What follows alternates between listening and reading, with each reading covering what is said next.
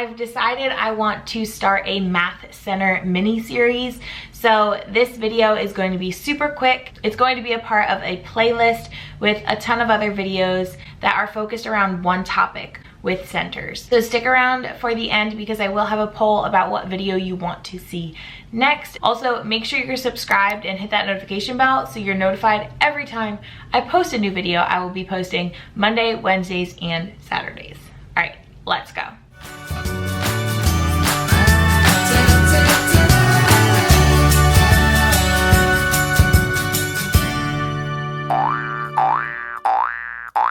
Hey y'all, welcome back to my channel. If you're new here, my name is Brianna and I am a third grade teacher in North Carolina. So a question I get a lot is, what are my go-to centers? And I wanted to start with this because I feel like some people are afraid to do centers. They're not really sure what to do. They think it's a lot of prep. I'm gonna show you the most basic way to go about centers and have a successful Math Center classroom time. The first one I want to start off with is independent practice. Whether we like it or not, I feel like there is still and always will be a place for worksheets in the classroom. As long as we are testing children the way we're testing them, like, they need to be exposed to that on a worksheet as well. They can't see that information on for the first time on a test and just been doing hands-on activities the whole time. I love hands-on activities. But like I said, there needs to be that worksheet time. Now this will hopefully be helpful for those of you that have to follow a curriculum and have certain things you have to do. So this will be that way to get in the stuff you have to do while being able to incorporate centers as well. So I have one center that is called independent practice. My kids do it every single day, and that is their worksheet based on the lesson that I had taught that day. So they're getting a few minutes of practice on that new skill in a standard way. And this is also the time that I bring in the manipulatives. So whatever manipulatives we've practiced with on this scale, it could have been over a couple of days, there could be a couple different things we're using, they are able to pull them out during this time and use them as well. So they're getting that hands-on piece with that worksheet, but it's still there to guide them and help them if they need it. So that's center one, as simple as that. That doesn't change your planning because you're already planning that, hopefully. The second one doesn't involve a lot of prep at all.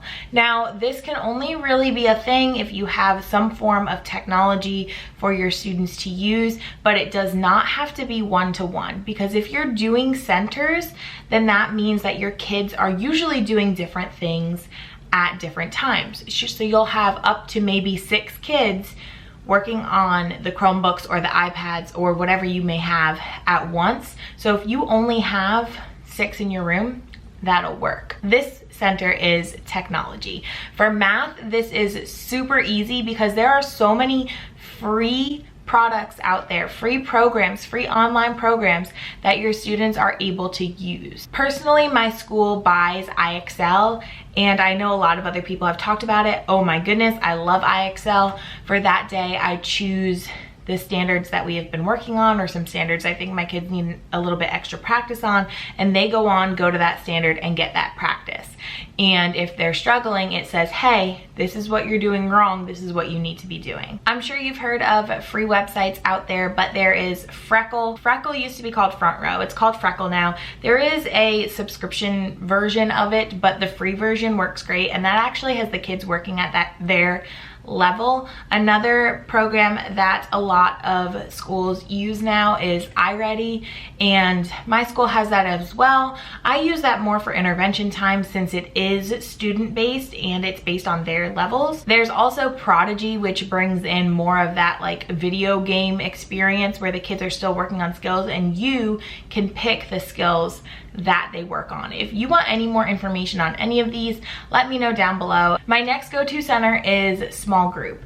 Now, last year when I started Math Centers, I did not have this worked into my rotations. However, I love small group time, and I love that it's just a set time and my kids come to me no matter what every single day. And my small group time doesn't involve a lot of planning, to be honest. Now, I must say my center groups are based on skill level So the students are in a similar range when they come to me, and that just makes small group time much easier, because typically when I'm teaching a lesson, introducing something new, I have my struggling students come to me first. That way I can continue the lesson before they go and start their independent practice, because I don't want my lesson to be too long, because I know that a good group of my kids have it, but maybe half or a little bit less still need some extra time.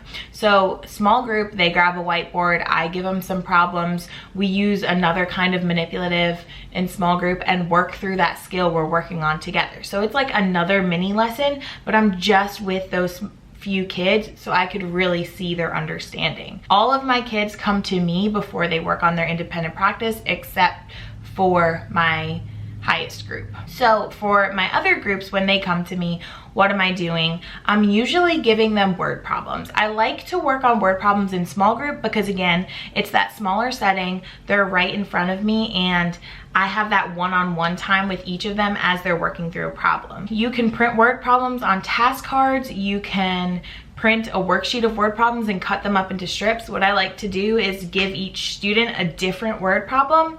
That way I can tell they're not copying from each other. I have them solve it on their whiteboards, and they still all work at different paces.